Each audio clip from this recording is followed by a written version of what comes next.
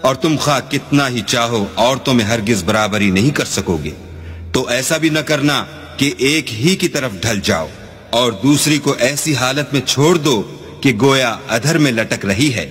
اور اگر آپس میں موافقت کر لو اور پرہیزگاری کرو تو اللہ بخشنے والا مہربان ہے۔ اور اگر میاں بیوی میں موافقت نہ ہو سکے اور ایک دوسرے سے جدا ہو جائیں تو اللہ ہر ایک کو اپنی دولت سے غنی کر دے گا، اور اللہ بڑی کشائش والا اور حکمت والا ہے۔ اور جو کچھ آسمانوں میں اور جو کچھ زمین میں ہے سب اللہ ہی کا ہے۔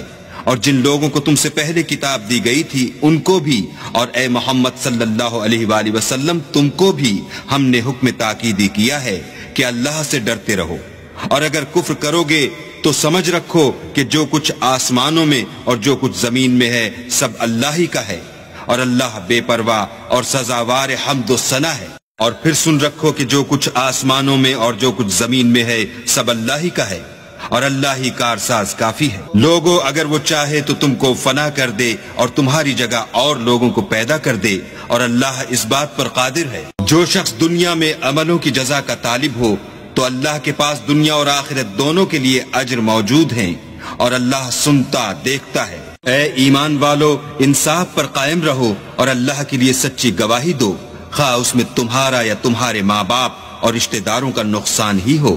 اگر کوئی امیر ہے یا فقیر تو اللہ ان کا خیر خواہ ہے، تو تم خواہش نفس کے پیچھے چل کر عدل کو نہ چھوڑ دینا۔ اگر تم پیشدار شہادت دو گے یا شہادت سے بچنا چاہو گے تو جان رکھو اللہ تمہارے سب کاموں سے واقف ہے۔